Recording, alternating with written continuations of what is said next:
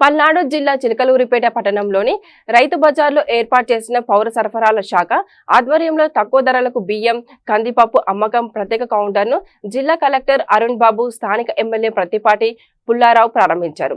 ఈ సందర్భంగా ఎమ్మెల్యే మాట్లాడుతూ కూటమి ప్రభుత్వం నిత్యావసర సరుకుల ధరలను నియంత్రించి పేదవాడికి అందుబాటులోకి తీసుకువచ్చిందని, ఇచ్చిన హామీ మేరకు నేడు ధరలను మొదటి దశగా చంద్రబాబు ప్రభుత్వం తగ్గించి మాట నిలబెట్టుకుందని తెలిపారు.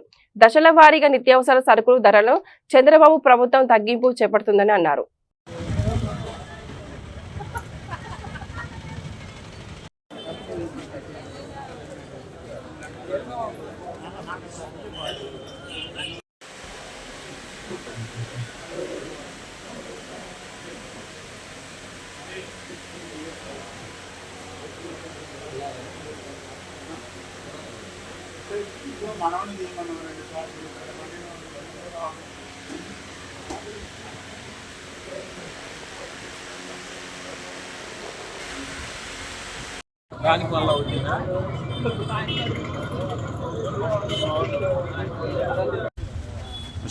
अशोक इधर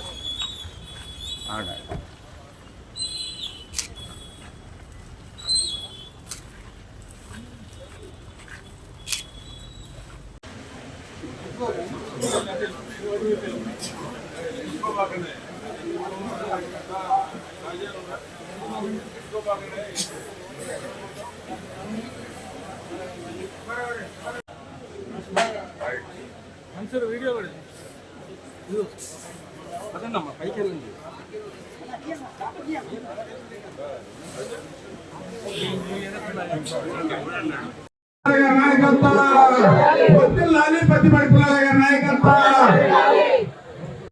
స్థానిక శాసనసభ్యులు గారికి, ఇక్కడికి వచ్చేసినటువంటి అందరికీ నమస్కారం.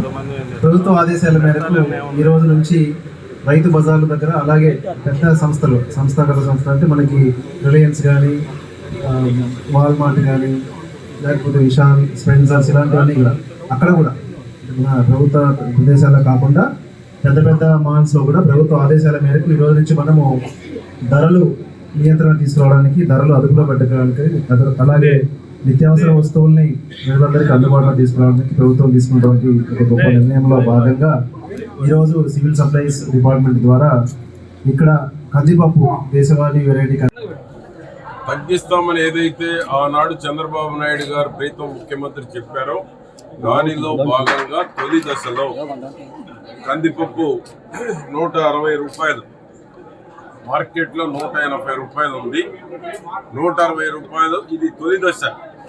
దశల వారీగా తగ్గించేటువంటి ప్రయత్నం చంద్రబాబు గారి కూటమి ప్రభుత్వం నిర్ణయం తీసుకుంది.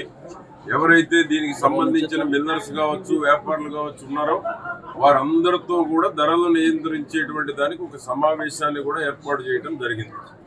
కన్సర్న్ మినిస్టర్ మనోహర్ గారు కానీ, పవన్ కళ్యాణ్ గారు కానీ, బీజేపీ ప్రభుత్వం కానీ ఎన్నికలకు ముందు ఏదైతే హామీ ఇచ్చారో ఆ హామీ అమల్లో భాగంగానే దశల వారీగా తొలి దశలో 21 రూపాయలు కందిపప్పు తగ్గించడం జరిగింది.